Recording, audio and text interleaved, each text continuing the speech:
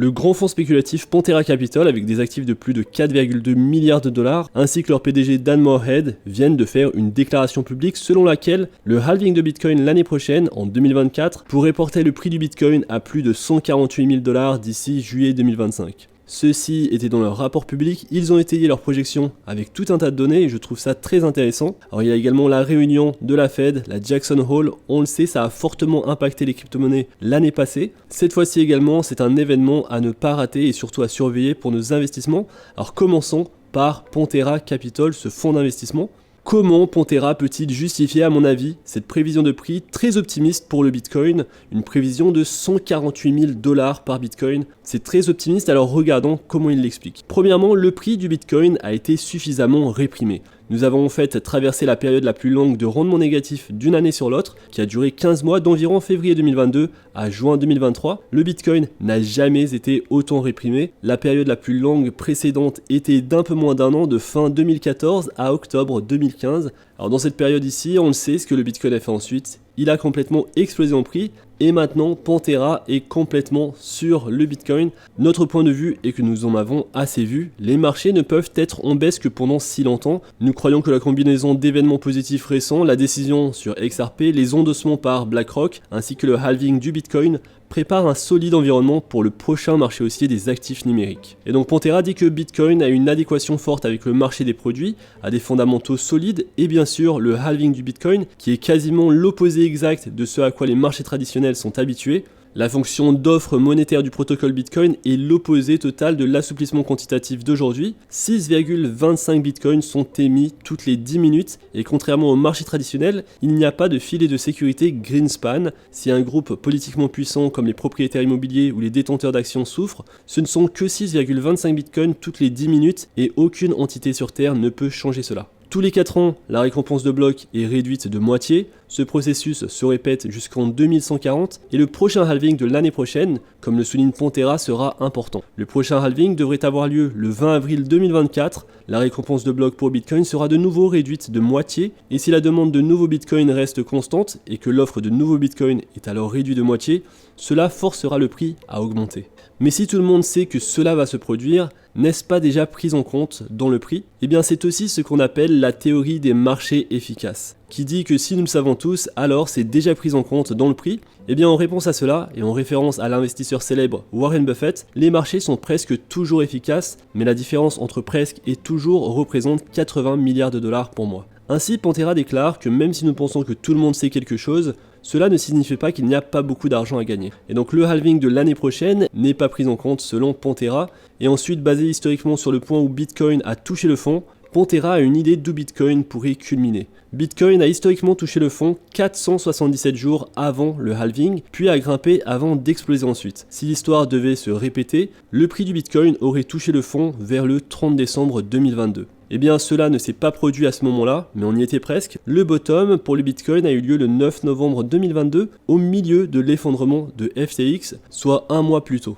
Cela signifie que les choses se sont accélérées, cela signifie que le prix du Bitcoin dépasse en réalité la projection de Pantera. Il pensait que le Bitcoin serait d'environ 35 000 dollars à la date du halving, alors que nous avons vu une augmentation d'environ 679% depuis le dernier halving après 2020. Il prévoit une augmentation de 317% en 2024-2025, ce qui nous amènerait presque à 150 000 dollars par Bitcoin. Et donc voilà pour Pantera et sa thèse d'investissement sur le Bitcoin pour le prochain halving. N'hésite pas à me dire dans l'espace commentaire ce que tu en penses. Maintenant parlons de Jérôme Powell de la Fed, parce que bien qu'il s'agisse de projections à long terme de Pantera, à court terme, il pourrait s'agir d'une toute autre histoire. Jérôme Powell et la Fed peuvent avoir d'autres plans. Alors ce qui est important à noter et à retenir, c'est que Jérôme Powell s'apprête à prononcer son discours annuel à Jackson Hole, et lors de son discours de l'année dernière, qui n'a duré que 8 minutes, il a clairement averti que la Banque centrale poursuivait sa campagne de hausse rapide des taux pour lutter contre l'inflation qui était aux alentours des 9%. Alors l'année dernière, il a averti le marché, le S&P 500 a chuté de plus de 3% le jour du discours de Powell, donc en 2022,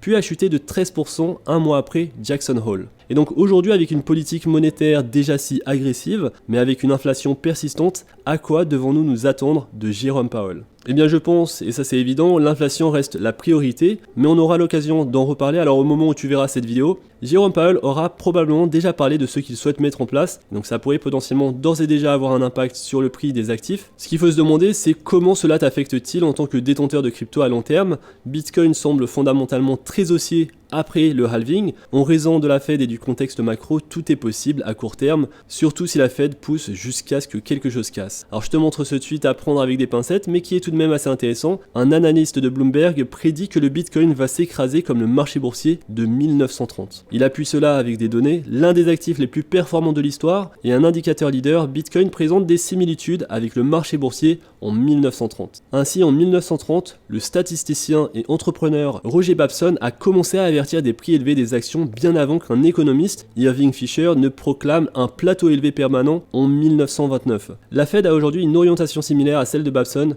pour le Bitcoin. Alors dans ce graphique ci-dessous, tu peux voir entre 1920 et 1931, la ligne en blanche c'est la moyenne mobile de 100 semaines du Dow Jones, avec la ligne en jaune qui représente le taux d'intérêt de la Fed aux États-Unis dans les années 1920. Alors ce qu'on voit, c'est que lorsque la Fed a arrêté de hausser les taux, ils avaient déjà commencé à pivoter, ils ont poussé les marchés jusqu'à ce qu'ils se cassent, et le Dow Jones a évidemment connu une correction sévère. Et Bloomberg dit que c'est très similaire à ce que nous observons avec le Bitcoin.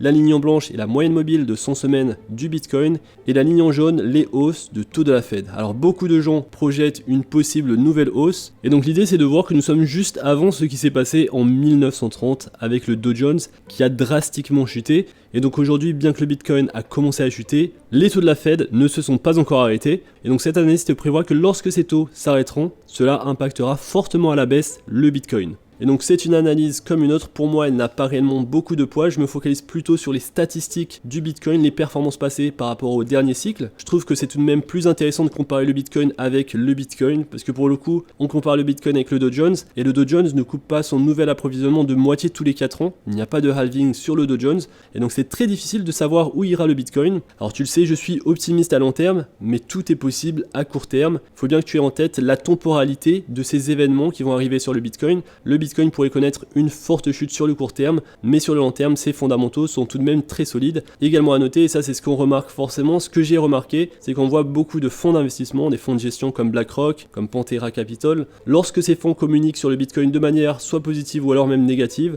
il faut que tu saches qu'il y a toujours un intérêt derrière. Alors tu l'as vu, BlackRock était contre le Bitcoin pendant de nombreuses années, et ensuite il a commencé à changer son avis, et donc il faut que tu te dises qu'il y a beaucoup d'institutions qui vont acheter des Bitcoins à bas prix, et qui vont publiquement dire que c'est le moment d'acheter, alors qu'ils ont d'ores et déjà acheté, ça fait peut-être 6 mois qu'ils ont acheté du Bitcoin, ils l'ont acheté à un très bon prix, et ils te disent que c'est aujourd'hui le moment pour acheter du Bitcoin, alors qu'au final, c'est peut-être pas le meilleur moment, et au contraire, c'est lorsqu'ils te disent que c'est le moment d'acheter, que eux, ils vendent des Bitcoins. Et donc ça, c'est un risque pour tes investissements, du moins sur le court terme, et oui, sur le court terme, parce que la manipulation de prix, elle se fait généralement sur le court terme pour le Bitcoin, forcément. Sur le long terme, on le sait que le Bitcoin a une tendance haussière, sur le court terme, tout peut arriver, et donc fais très attention à ça. Selon moi, ce qui est très intéressant à regarder, ce sont les performances passées du Bitcoin, de l'Ethereum, des autres actifs par rapport au précédent cycle du halving. Alors j'en ai fait une vidéo sur mon autre chaîne où je te parle d'investissement dans les crypto-monnaies, où je te partage également ma stratégie. Je t'invite à regarder cette vidéo. J'ai également sorti une toute nouvelle vidéo sur l'Ethereum et pourquoi, en me basant sur les analyses de performances passées, je pense que l'Ethereum pourrait également chuter pendant les prochains mois, et donc n'hésite pas à aller voir ça. Si tu as aimé cette vidéo, je compte sur toi pour liker la vidéo, pour la partager avec le maximum de personnes. Si tu souhaites toujours rester informé de l'actualité crypto, je t'invite à t'inscrire à la newsletter gratuite. Le lien est en description. On se retrouve très vite pour une prochaine vidéo. D'ici là, fais attention à toi, investis bien et à la prochaine.